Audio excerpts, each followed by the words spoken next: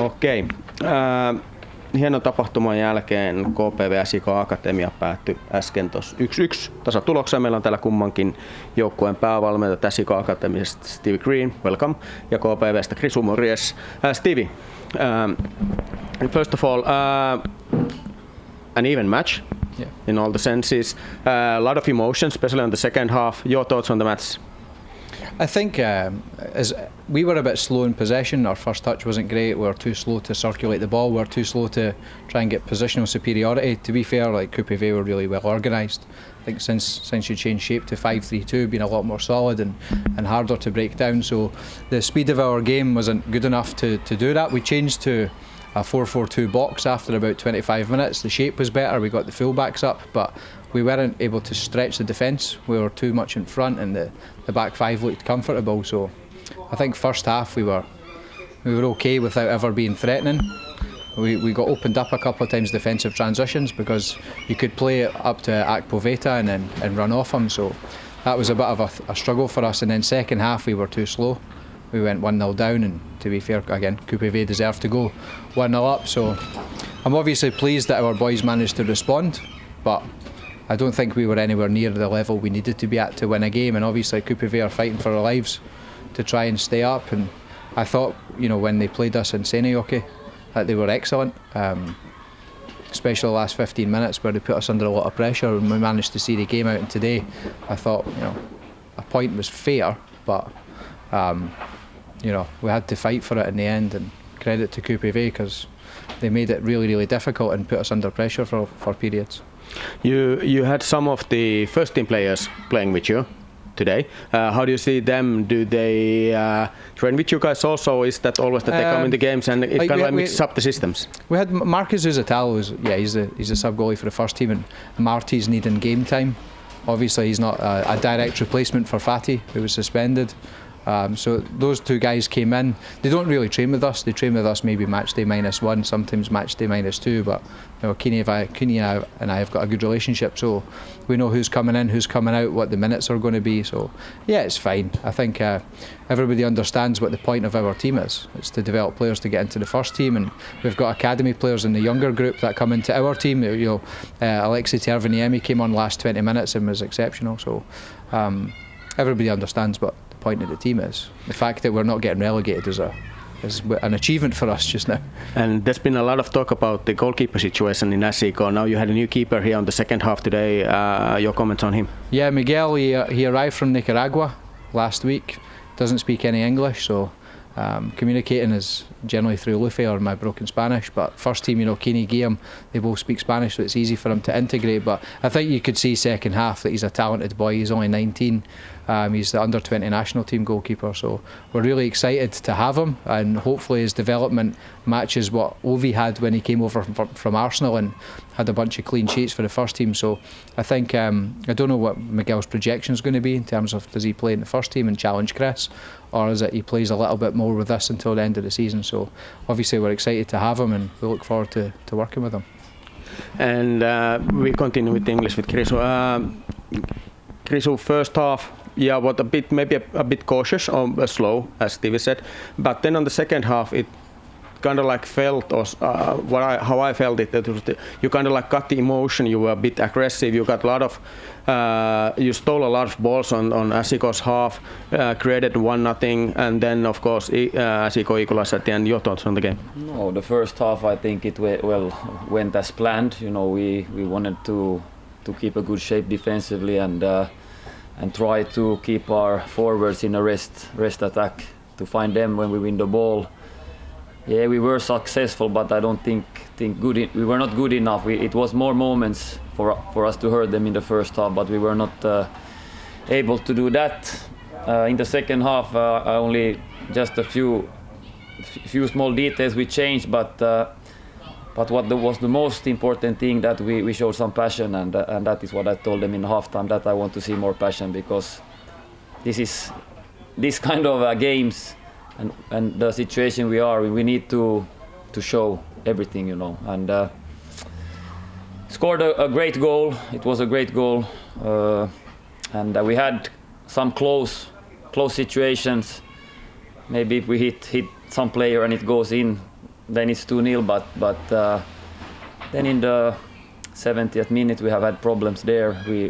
We knew that we need to be extra focused there, but we defended a little bit bad in the side. We let the wingers cut in, and he came through our wide triangle, and then Niilo had to jump on him, and then it opened space for Wesley, and with that foot he has showed before what he can do, and a little bit unlucky he hit the back of Mahlamäki and it's in. So we are disappointed, of course, but maybe it was a fair result, but I'm very disappointed with it. Yeah.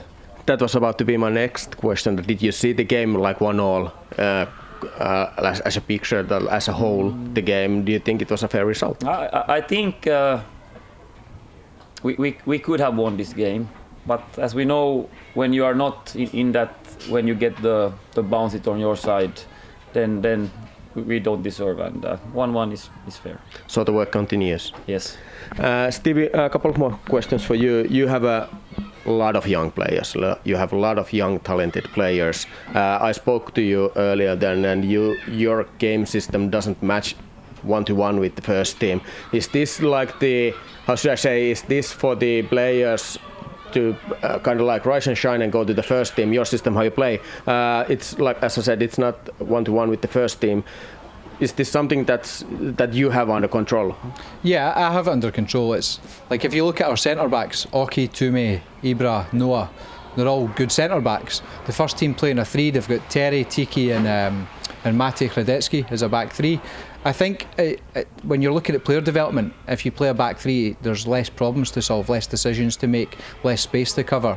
So I think if we just played a direct three the same as the first team, I don't think they would develop enough, because you wouldn't expose them to so many situations that they're going to have to problem solve, make decisions and try and actually defend more on their own rather than as part of the collective. So there's an element of that also. Like if you look at the first team when they play in possession, it's more 3-5-2, whereas we're a little bit 3-2-5. Well, we're very flexible. We played against TPS, we used Topias Hella as an inverted left back to play in a midfield diamond, which is a 3-4-3. But we look at each of the players' individual development plans, what we think their projections are going to be, what their skill set is currently and what they could turn into in the future, and how can we teach them to be more effective players in a role, rather than just say you're a left back or you're a centre back. It's what area of the pitch can you play in and how can you dominate the space and control it. So a lot of the work we do is to do developing game intelligence and understanding of the game, so that if the first team change shape, the players can then adapt to that. If we change shape, which we do every week, 2 or 3 times in the game, the players are fluid and adaptable to that. So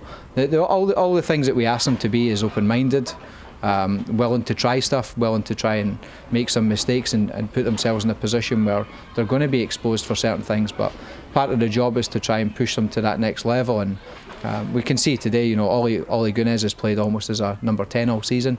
Today we put him on the left-hand side for the last 20 minutes, and he's an effective winger, he's effective 10.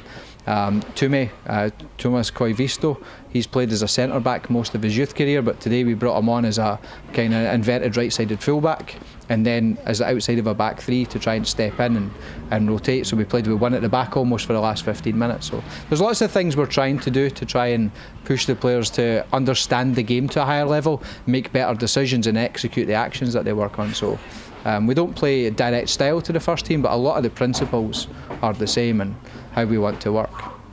One more question for you. Noah Lehtonen, product of KPV, how's he doing? He's been very good. He's obviously been the captain, so we miss him because he's been the starting centre-back, left-side centre-back all season.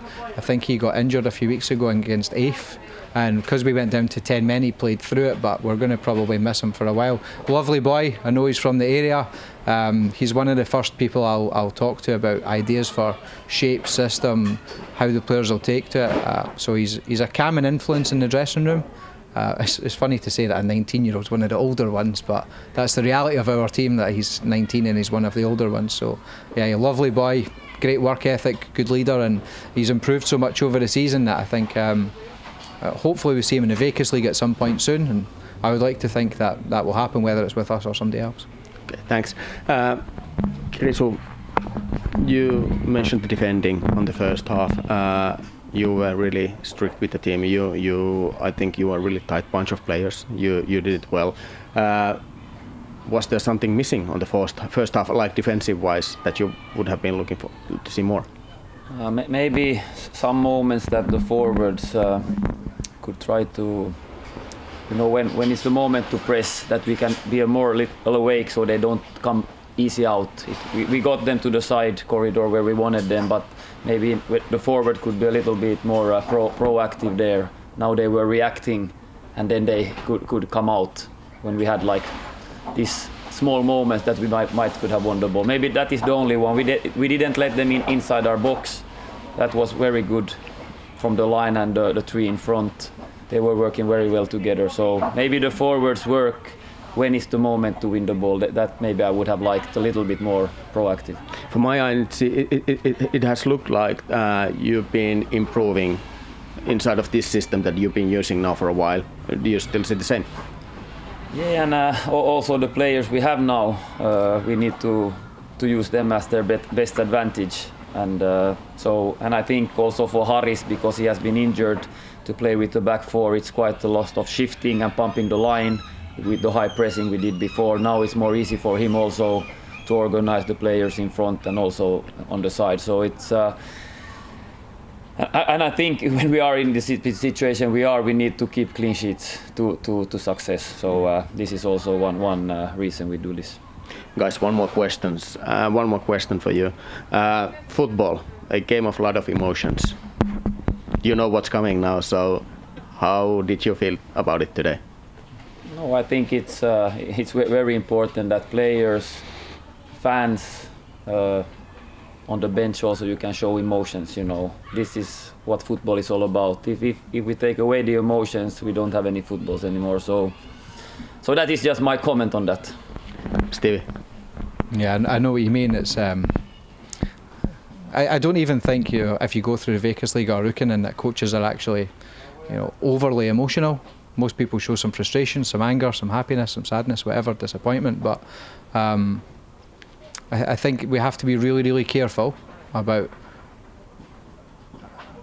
I don't want to say anything that's going to get me in bother again, but we have to be really, really careful about what constitutes as abusive or aggressive or emotions or what is natural as part of being a coach or a player or a fan, as opposed to how a referee looks at the game. So I think it's something, and I've spoken about this quite a few times, whether we win or not, is like there has to be a serious conversation about officiating in Finland, because there's inconsistency, which coaches only want consistency. We're not asking for favours, we just want consistency. Whether something's a foul or not, a yellow card or not, whether the player comes at a certain angle or not, all we want is consistency. If the referee turns around and says, oh, I might have made a mistake, no problem. Like, we're all human, we all make mistakes. Sometimes I pick the wrong team, sometimes I make the wrong sub, sometimes people make the wrong passes. I think that when we're coaching the game at the side, there has to be a level of respect and it has to be two-way. And I think if the respect is not two-way, that's when you have problems. And if we ask as coaches, can you explain the decision? No problem. Explain the decision. Don't run up and give somebody a yellow card and run away. Like, why did you yellow card them? So it's an emotional game. People are always going to say things and have outbursts, but there has to be a level of two-way respect. And if that's given, no problem, fine. But it's an emotional game. People come to let off some steam, and I think there has to be some level of leeway with that towards players and coaches. Okay, I think that's about it. Thanks to you both, and Cheers. Good luck in the future.